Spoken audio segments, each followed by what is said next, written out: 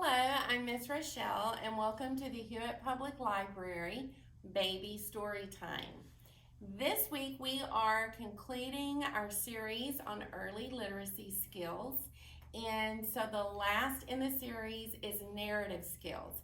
And narrative skills are the ability to describe things and events and to tell stories.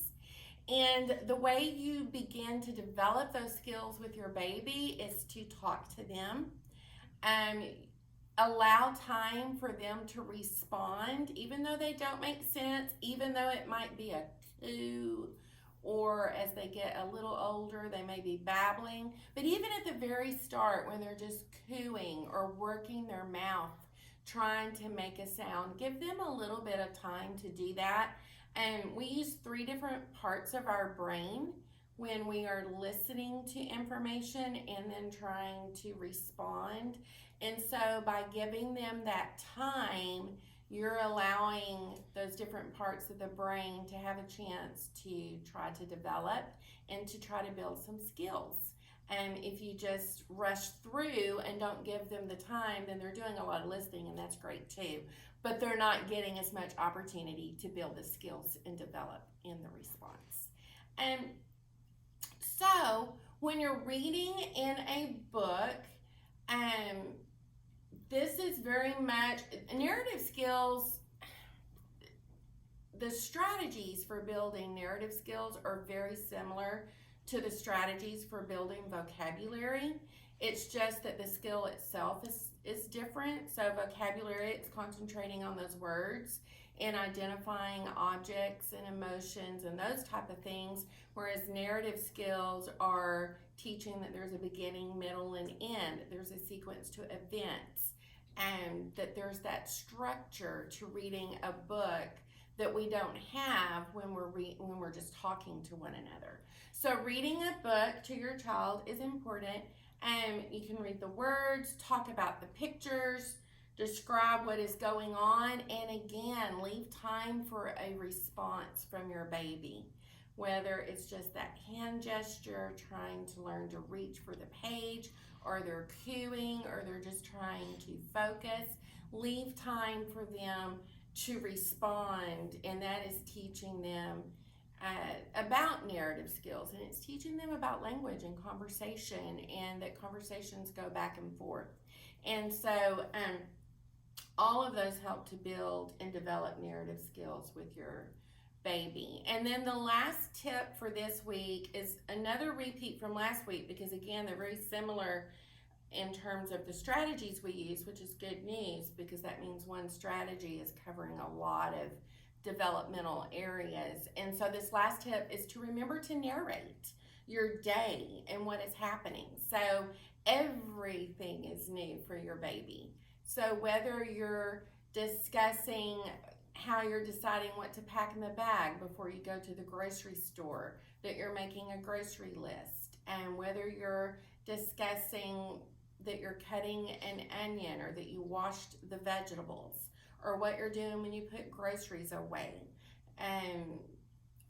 It doesn't matter. All of it is new for your baby. So narrate as much as you can as you go through the day, talking about what you're doing, putting events in order. And then as your child learns to talk, they'll be doing the same, and knowing that those structures are important in conversation. So just talk to your baby and have fun.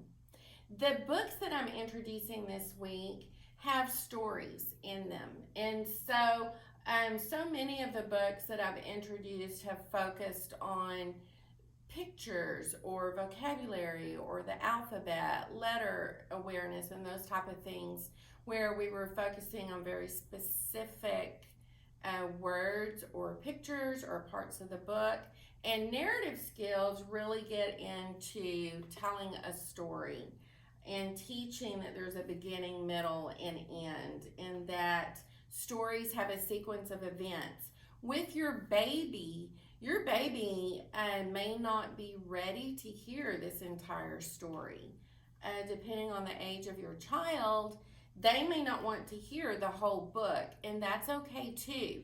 So you can turn to a page that has a lot of action on it, and you can tell a simple story. You can describe the pictures. You can point. You can have a beginning, middle, and end, and a sequence of events all within one picture, one page of a book. And you don't have to hit every skill on one page to be successful in helping your baby develop all of these early literacy skills. But today we're focusing on narrative skills. And so you would tell a story that has a beginning, a middle, and an end if you were just going to focus on one picture. You would put things in order. You might say first, this happened, last, those type of things.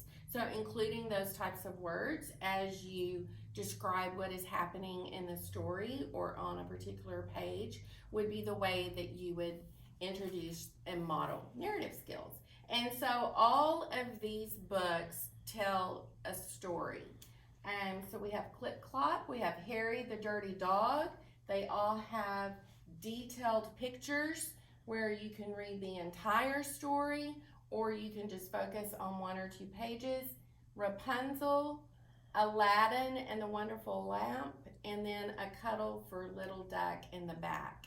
And so these board books can really carry you even beyond baby time, and as your baby becomes a toddler, some of these board books are still very appropriate for your child. So I hope you will come in and check some of these out to use with your baby. So this week we're doing two bounces. The first one is Wake Up.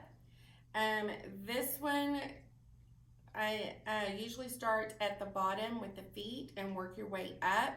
Today I'm just going to do feet, hands, and ears, but this helps with identifying body parts. We do a lot of different finger plays and bounces with body parts because those are so important for our baby to learn, and they're meaningful to your baby because it's about them.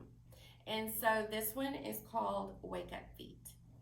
Wake up feet, wake up feet, wake up feet and wiggle, wiggle, wiggle.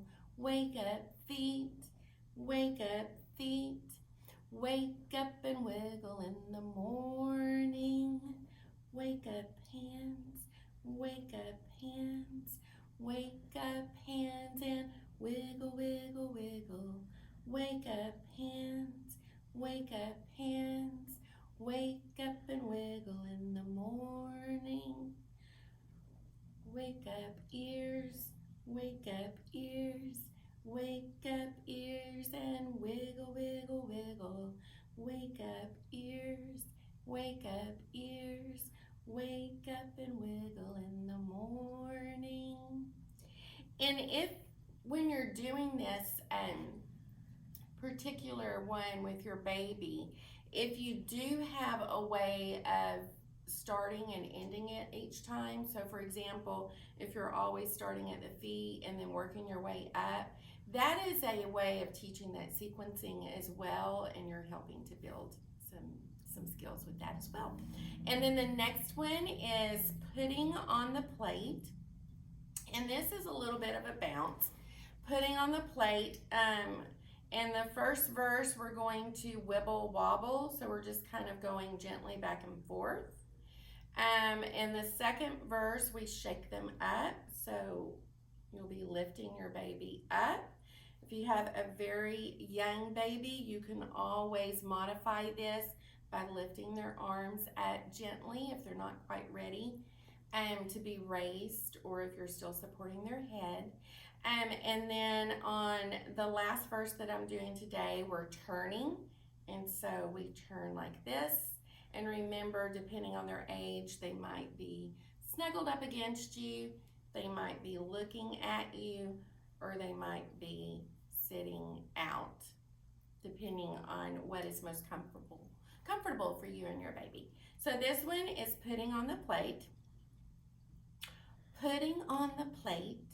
Putting on the plate, wibble wobble, putting on the plate.